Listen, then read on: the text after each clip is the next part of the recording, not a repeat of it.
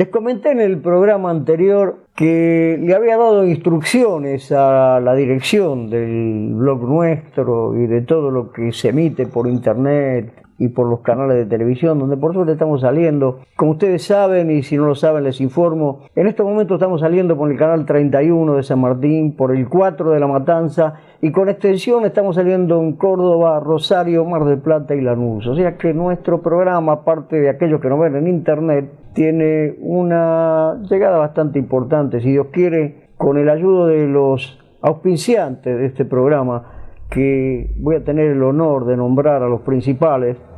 Uno de ellos, Colombraro Hermano, el amigo Ricardo. Colombraro Hermano, sí, en cierta medida ha sido un hermano de la producción Colombraro porque siempre nos ha apuntalado. Es nuestro principal sponsor. También al Colegio de Abogados de General San Martín, a Omecon Salud, a Soldadura Centro, gente fiel que nos ha apuntalado permanentemente y que no ha fallado nunca ni en la fecha ni en el pago. Quiero hacerlo público esto y agradecerle muchísimo. Y estaba recordando una frase que pedí que la pusieran permanentemente, que es de mi autoría, y que decía algo parecido a lo que yo le voy a decir, que en síntesis quiere decir que la solución de los problemas de la Argentina existen si hay utopías. Y una de las utopías es que los gobernantes, todos los gobernantes, le pongan el mismo énfasis y la misma fuerza a la cordura en el gobierno que a la locura que tienen para gobernar. En el programa anterior hablábamos de River y Boca con un doctor amigo de la casa al que le debemos favores, el doctor Gallino.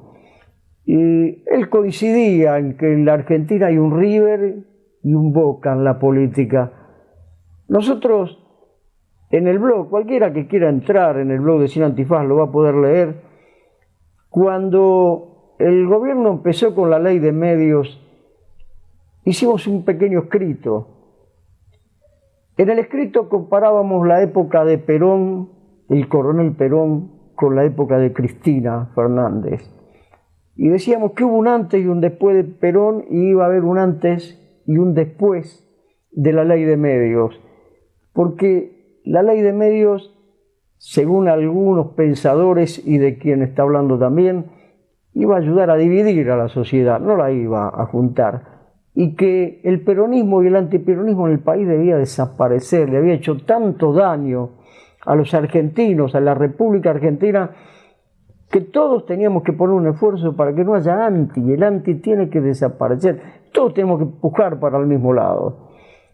Esa es la intención de este programa y esa es la intención de estar hoy con un intendente que estuvo 12 años como intendente de General San Martín y que las encuestas hoy le dan muy favorable y que si salud se lo permite probablemente puje en el 2015 nuevamente para intendente.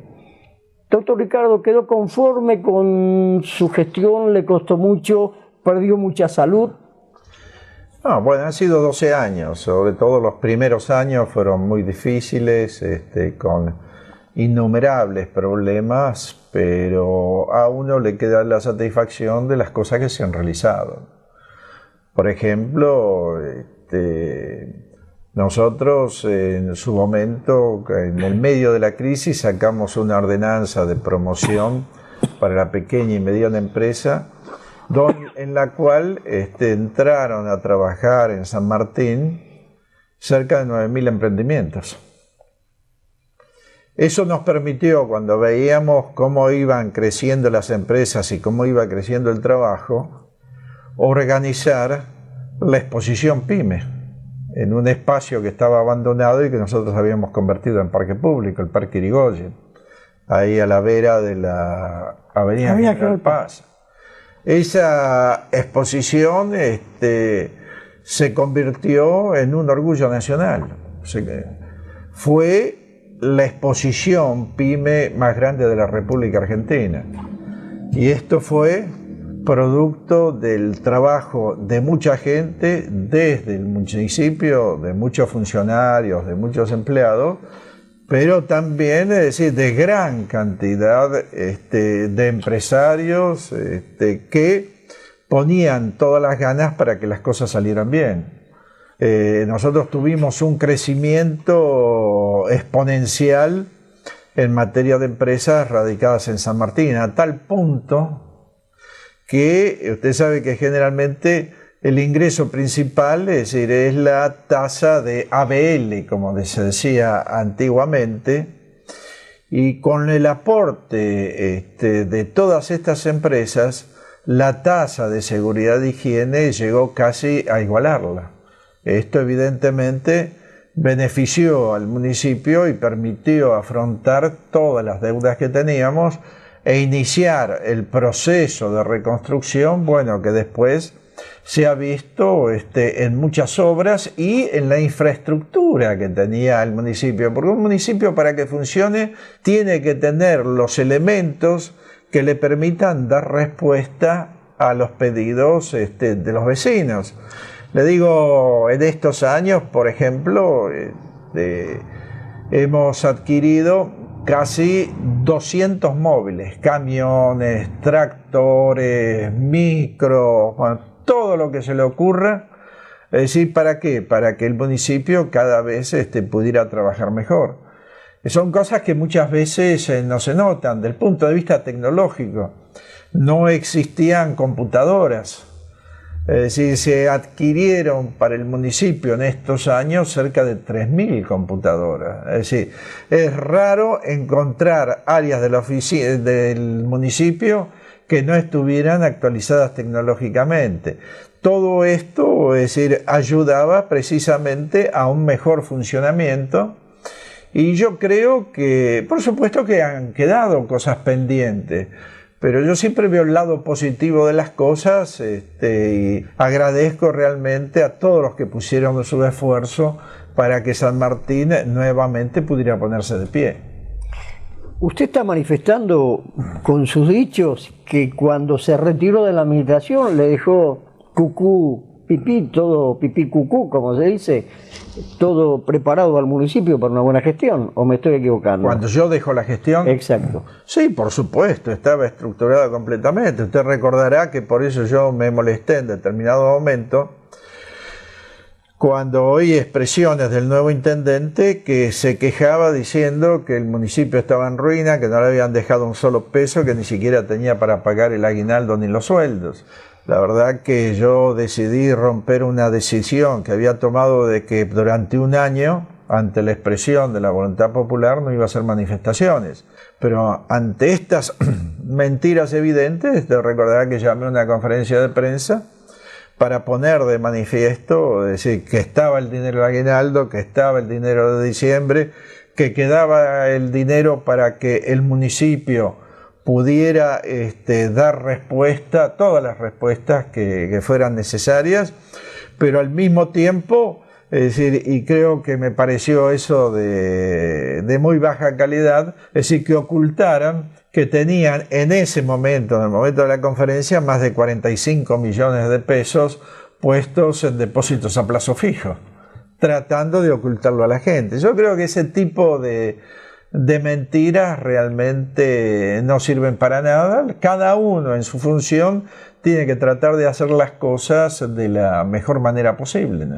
Usted en el programa anterior afirmó que esta administración había continuado en cierta medida con la concreción del proyecto de tener un hospital en San Martín con la dignidad que el pueblo merece. Usted manifestó en el programa anterior que la administración actual estaba continuando con la obra que inició usted. En una conversación privada que usted tuvo con otra persona, le pido disculpas porque yo estaba cerca y le escuché, usted cuestionó en un aspecto de la municipalidad a la administración actual en lo relacionado con un cuadro muy valioso, muy antiguo de San Martín, que estaba en el hall central, y según le escuché decir a usted, lo habían mandado a la planta baja, al subsuelo, no sé dónde lo enviaron, y alguien lo había tajeado, lo había deteriorado, habían arruinado una obra que es histórica en San Martín, y que es una obra que yo no sé el valor que tiene, pero yo creo que más de $70.000 este cuadro puede llegar a valer, no sé si estoy equivocado. Y también lo escuché cuestionar de que un cuadro de Vilaró, que Vilaró le donó a San Martín, yo lo filmé, yo lo tengo filmado eso, yo estuve cuando estuvo Vilaró ahí en Carnacini, usted manifestó que habían tirado el cuadro en el subsuelo del Carnacini. ¿Eso es realmente cierto? ¿Es así como se conduce en ese aspecto? El primer cuadro que usted señala es una obra de Carlos Ripamonte, que retrata un momento histórico muy especial, que es cuando San Martín está en Mendoza. Usted recuerda que las damas patricias le bordan la bandera del Ejército de los Andes. Él entonces sale de la catedral y la exhibe al pueblo de Mendoza. Se llama San Martín en el Palio. Esa obra sí tiene valor histórico, tiene valor cultural y tiene un valor económico muy importante. Sí, yo creo que es más de $70.000, porque tiene unas medidas que llegan casi a los 3 por 4 metros. Yo la encontré en estado lamentable. Estaba en me dio pena. Estaba en el cine. Sí, cuando usted estaba en una especie de media tirada ahí que había. En ese momento el municipio todavía estaba en muy mala situación económica. Conseguí una institución. Estuve en la reunión, en la conferencia. Música en San Martín, que se ofreció a restaurarla, consiguió una restauradora muy buena del Senado de la Nación, que hizo un trabajo extraordinario. Y semejante obra me pareció positivo de que se pudiera exhibir en el hall municipal, en altura, para que todos los que concurrieran al palacio pudieran apreciarla. Lamentablemente, es decir, me llamó la atención, no sé qué tenía que ver eso con la gestión, por qué no lo dejaron, lo sacaron y lo pusieron en el subsuelo. Y allí en el subsuelo me comentaron que efectivamente lo habían tajeado, lo habían agujereado, lo retiraron, aparentemente lo habrían vuelto a restaurar, pero demuestra a veces los errores que cometen, lo que podríamos llamar la anticultura, porque hacer esta acción realmente es anticultural, y lo pusieron para que se pudiera realizar un acto de vandalismo. En cuanto al cuadro de Páez Vilaró, se trata de un cuadro muy especial porque lo pintó especialmente para San Martín y le puso como título Homenaje al pueblo de San Martín. Y ese cuadro se presentó por primera vez aquí en Sociedad, es decir, recién lo había terminado, cuando se organizó una muestra de cuadros donde él se vino desde Uruguay. Estuvo en la reunión. Toda su familia, allí usted lo habrá visto. Él tomó varios elementos de lo que consideraba que era típico de San Martín, como podría ser, por ejemplo, la actividad industrial, como podría ser José Hernández, como podría ser el propio San Martín, y los volcó en ese cuadro que lo quiso hacer como un homenaje a toda la gente, es decir, a todo el pueblo trabajador de este distrito. Que lo hayan retirado en el Museo Carnacini, que era donde estaba, y que lo hayan mandado también al subsuelo, realmente no entiendo el sentido, es decir, sería otro acto de anticultura o de incultura, y espero, porque me comentaron que con la tormenta el subsuelo se inundó. Así que espero que el cuadro no se haya arruinado. Doctor, yo me voy a tomar el atrevimiento de hacerle una crítica. En su lugar, y discúlpeme que me ponga en su lugar, yo personalmente hubiera ido a golpear la puerta del intendente y le hubiera preguntado por qué están haciendo semejante barbaridad. ¿Por qué no se hizo eso? ¿Porque el intendente no lo iba a recibir? ¿Porque no lo iba a escuchar? ¿O porque usted creía que no lo iba a recibir, no lo iba a escuchar? Es una barbaridad lo que usted está contando. Tuve varios temas así que se plantearon con el intendente, donde pedí una respuesta y la respuesta jamás llega. Y he visto también en otras ocasiones que simplemente desaparece, como cuando hay una situación conflictiva, Es decir, no la afronta, como se dice comúnmente, se borra. Lo hemos notado con la inundación. Usted mire en la inundación que se produce esta lamentable situación para muchos vecinos del partido y de la provincia, ¿no? De muchos lugares. Justo él tenía que dar su mensaje y lo suspende por la inundación, que bueno, es decir, podía ser, era aceptable, era válido, era válido. Lo entendí como válido, y lo pospone para la semana siguiente. A la semana siguiente se habían acercado a algunos vecinos que querían exponer los problemas que estaban atravesando, y el intendente no viene, directamente no aparece. Y fijan una tercera sesión para 2 semanas después. Estamos la primera del 3 de abril para el 24 de abril. El 24 de abril vuelven a personarse, no muchos, 30 vecinos que tenían problemas, pero no en afán belicoso, que simplemente pedían para plantearle la problemática de la inundación. Y querían, exacto, hacer saber esa problemática que estaban atravesando. Tampoco apareció. Tanto es así que en la tercera oportunidad ocurrió un hecho histórico, que es que se iniciaron las sesiones, el Consejo Deliberante inicia las sesiones sin el mensaje del intendente. Por primera vez en San Martín ocurrió eso. Por primera vez que, al menos desde la restauración de la democracia. Sí, desde el 83 a la fecha. Y mire usted cómo qué es lo que ocurre después. Una semana después, un mes después de la fecha del 3 de abril, el jueves al atardecer se convoca apresuradamente una sesión para el viernes a primera hora de la mañana. Y allí es donde viene el intendente a dar su mensaje. Es decir, buscó de que no hubiera nadie, que él pudiera dar su mensaje exclusivamente y después manejarse con los medios de difusión. Entonces, es decir, cuando una persona adopta una actitud de esconderse de esa manera ante las situaciones conflictivas, bueno, uno ya sabe lo que va a pasar. Debo interpretar que usted me está contestando que no valía la pena ir a golpear la puerta porque no iba a tener solución. No iba a estar, es decir, iba a eludir, ya lo sabemos.